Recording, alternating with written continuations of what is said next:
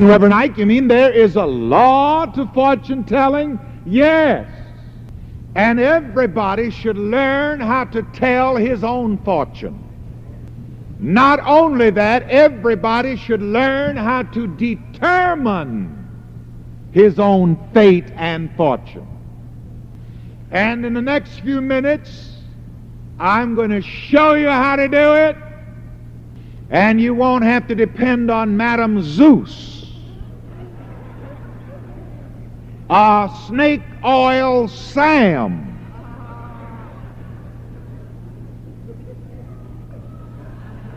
to tell your fortune. And you'd better laugh before I tell everybody who's been to Snake Oil Sam.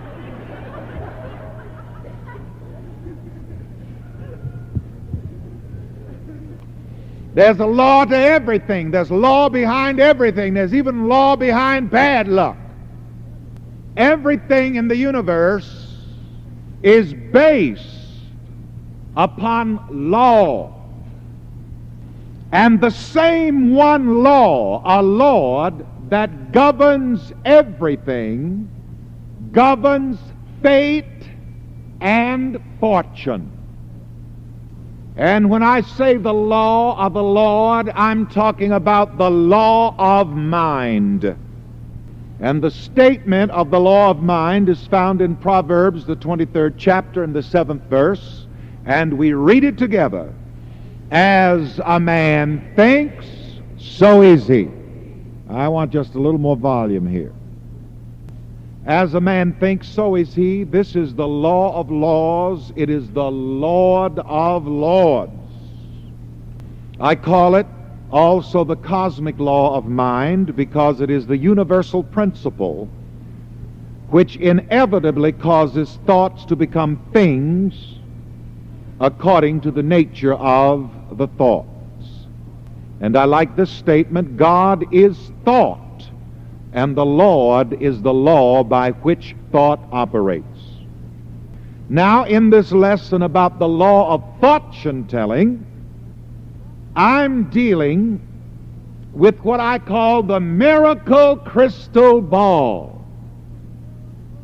And I'm going to show you how to look into this miracle crystal ball and tell your own fortune and determine your own fate. So you can bring me all of the money that you used to take to Madam Zeus to get your fortune told. Now, there is an esoteric meaning to everything. Esoteric meaning inner. So since I'm using a symbol of a crystal ball for fortune telling, I want to share that symbology with you. And it's printed on your lesson sheet. Crystal means clear. Say that. Crystal means clear. And crystal is a symbol of a clear mind, a clear truth.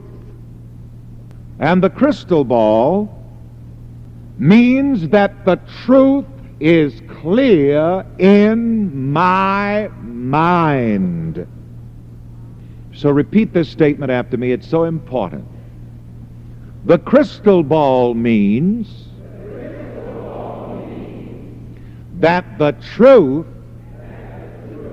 is clear in my mind.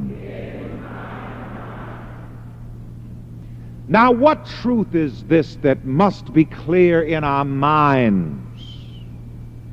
All right, let's look into the miracle crystal ball, which I've had drawn here on the lesson sheet. Now, you who are listening by cassette, you will have to use your imagination and see a crystal ball. I call it a miracle crystal ball. Also, I have here on the lesson sheet a photograph of the crystal ball gazer. So say, crystal ball gazer. Crystal ball gazer.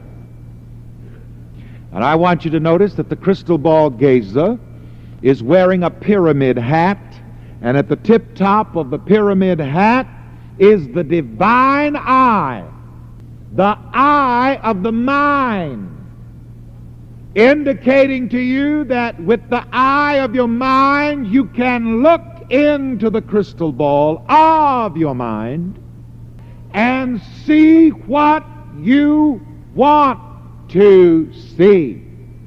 So repeat after me. With the divine eye of my mind, I can look into my subconscious mind and see the good that I desire to be, to do, and to have. Now here is the truth that must be clear in your mind. These are the words of that truth. What's to be is up to me. Say that to yourself. Touch yourself and say it. Come on. What's to be is up to me. Now I want you to really talk to yourself. I want you to really touch yourself now. And call yourself by your first name and say, what's to be is up to me. Come on.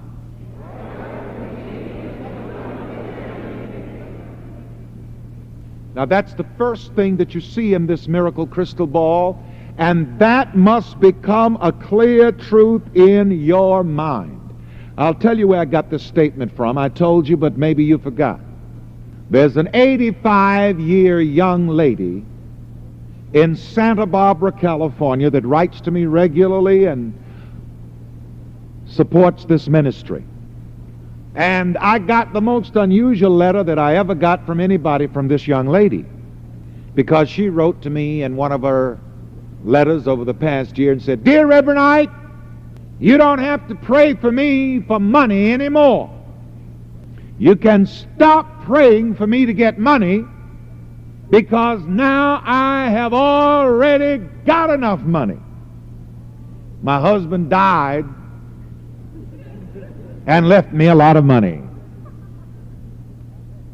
But pray for my continued health and strength and wisdom and understanding and all of these other good things." And I got a letter from her again, beautiful letter, a few days ago.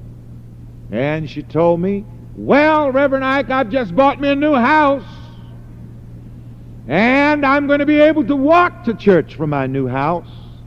Not only that," she said, "I went to trade school and I've taken up the trade of upholstering so that I won't get bored and feel old and useless."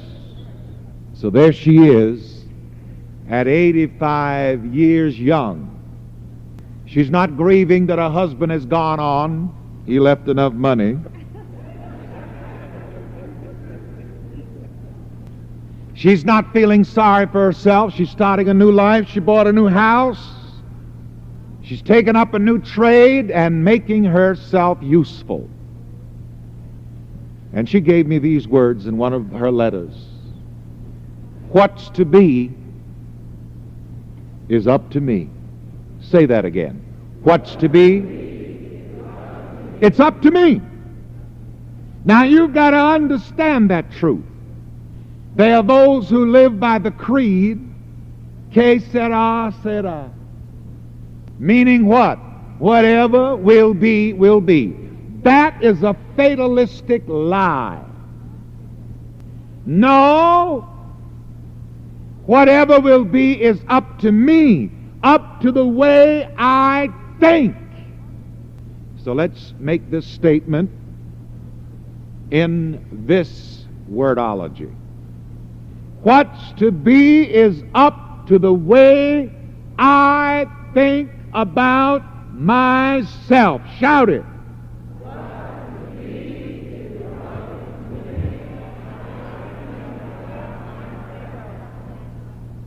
I want you to say it again the second time and really listen to yourself saying it. Come on.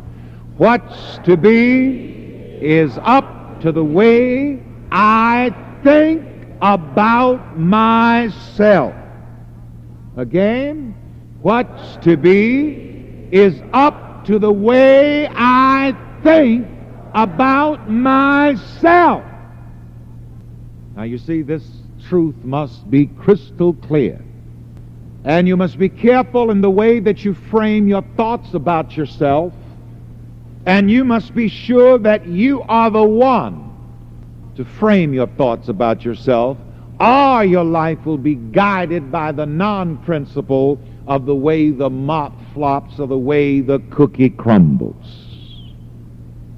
As a man thinks, so is he. As I think, so am I. Say that. Say it again. As I think, so am I. Say it again.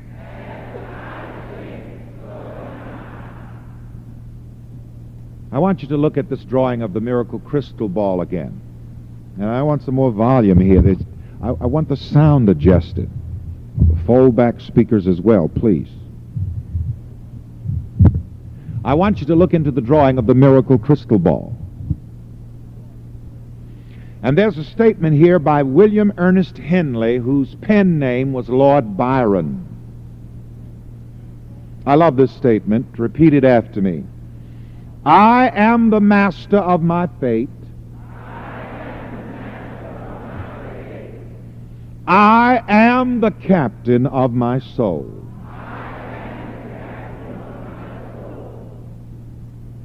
Now, some people may be thinking and saying, why, Reverend Ike, isn't what's to be up to God? Where does God come in all of this? Ladies and gentlemen, God is thought, and the Lord is the law by which thought operates. So yes, it is up to God, but God is not someone or something apart from you. That's where the rub comes in. God is I am, unconditioned self-awareness. But it is up to you, the individualized self-awareness, to choose and decide what you're going to be, to do, and to have. God is not going to decide for you whether you should have a Cadillac or a Buick or a Volkswagen or a Rolls Royce. That's for you to do. There is infinite, unconditioned God, and there is individualized God. And I've got some news for you that may be good and bad, depending on how you relate to it. You are God individualized as you. So say, I am God individualized as me.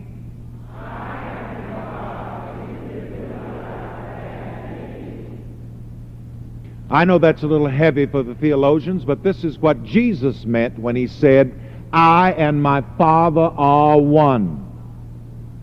The infinite, all-encompassing God.